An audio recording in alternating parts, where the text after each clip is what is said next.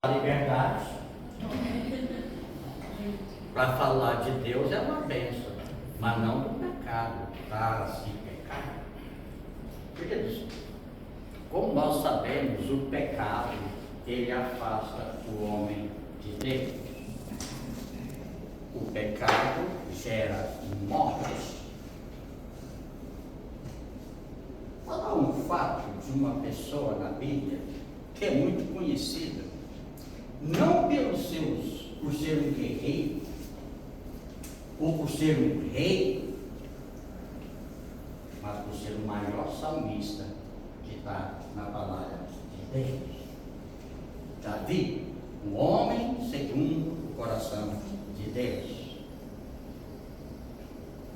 Quando ele escreveu o texto bíblico mais conhecido do mundo e mais traduzido do mundo, o Salmo 23, ele estava no ápice da sua carreira, no topo da pirâmide, tinha conquistado tudo. Aí ele começa dizendo: o Senhor é o meu pastor, e Ele não me falta.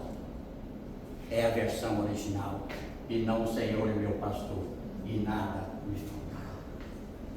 Quando ele diz o Senhor é meu pastor e nada me faltará, está falando na horizontal, no plano terreno. Mas quando ele fala, o Senhor é meu pastor e Ele não me falta, está na vertical. Porque para cumprir assim no plano terreno, vem de lá, vem de cima. Muito bem. Ele escreveu dois salmos mais conhecidos da Bíblia, o Salmo 23 e o Salmo 51, a boa ideia, para quem gosta. Bom, o Salmo 51, diferentemente do Salmo 23, que ele estava lá no auge da sua carreira, agora não. Ele está no fundo do poço quando ele escreveu o Salmo 51. Por quê? Simples. Condenado à morte. E pecado duplamente qualificado. Duplamente qualificado. Adultério e homicídio. Davi, um homem segundo o coração de Deus.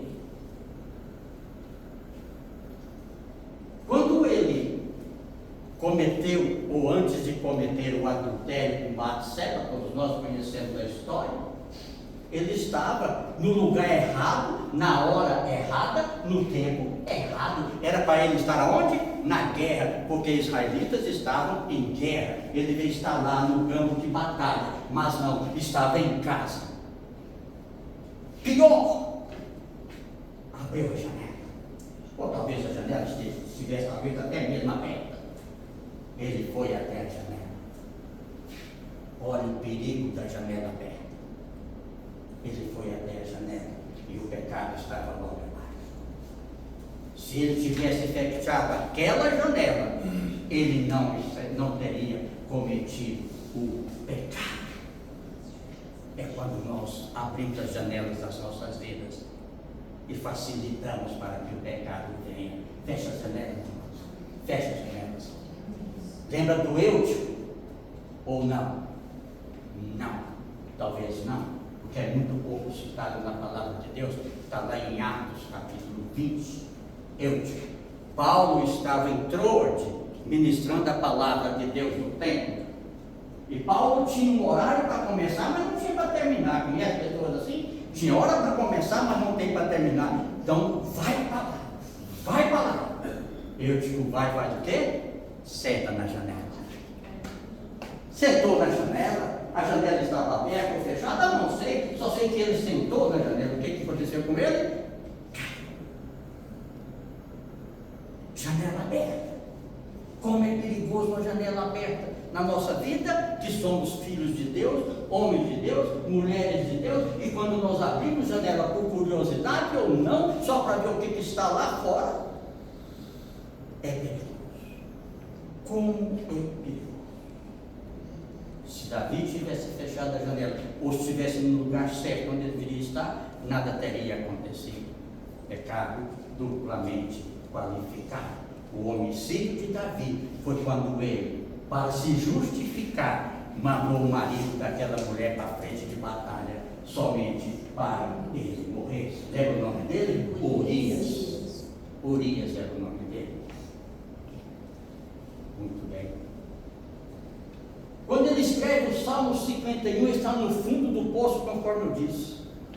Do versículo 1 ao versículo 4, estava condenado à morte. Mas quando chega no versículo 5, ele diz: em pecado fui gerado, em pecado concedeu-me minha mãe. Ele não está falando do pecado original, porque Deus não perderia tempo em colocar ali de novo aquilo que já está lá em Gênesis.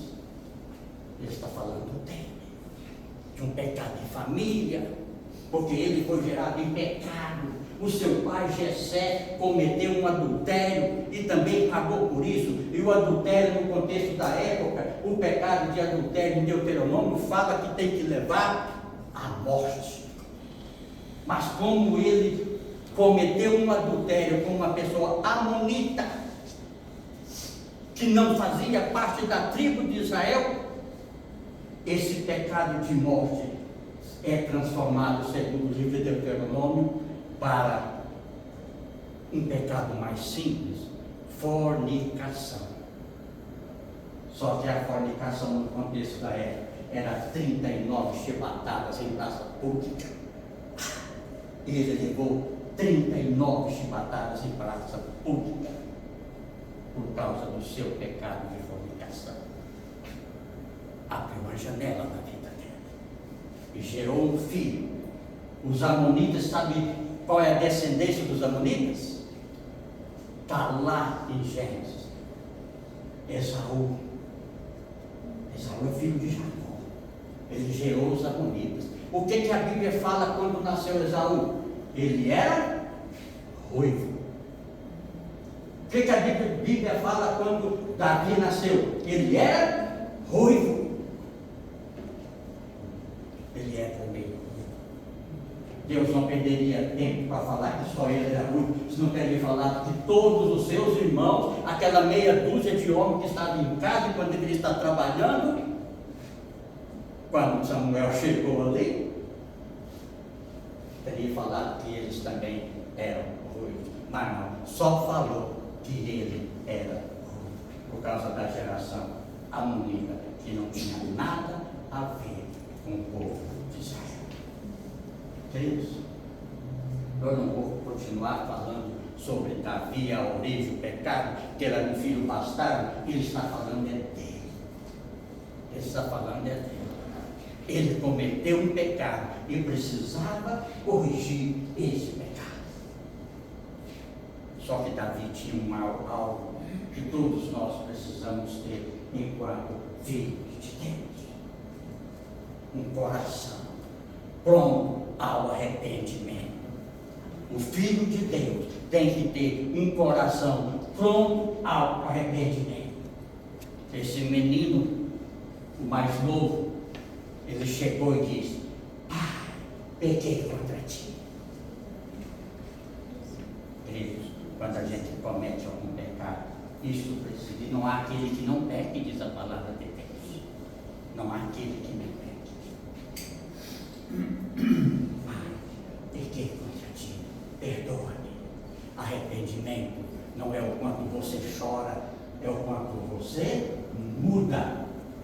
Estava um bom dia que eu mandei recentemente, tá? Augustus Nicodemos. Arrependimento é isso. É o quanto você muda. Queridos, outra coisa interessante. Se Davi tivesse lembrado a atitude de José, ele não teria cometido o pecado. Por quê? Porque a Bíblia diz: fugir da aparência do mal. O que José fez? Fugiu. E fugiu correndo. E deixou tudo para trás. E vazou. Eu não entro nessa, porque eu sirvo a um Deus vivo, que muda, que transforma, que supre todas as minhas necessidades. Pecar contra ele, porque José vazou literalmente. Davi não deveria ter vazado literalmente, mas não fez, cometeu o pecado e depois teve trabalho para corrigir esse pecado. Eu costumo dizer sempre, onde eu tenho a oportunidade de falar, Deus respeita a sua decisão, mas não deixa de aplicar as consequências. Deus respeita. Você decidiu? Deus respeita. Você deu um livre-arbítrio.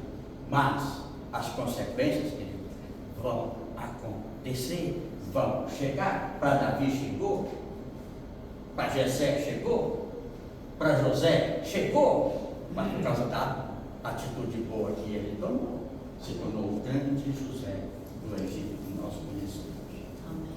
Amém? Amém? O que eu tenho que dizer é isso. Fuja da aparência do mal. Fecha a janela que te leva ao abismo, porque o pecado chama o pecado.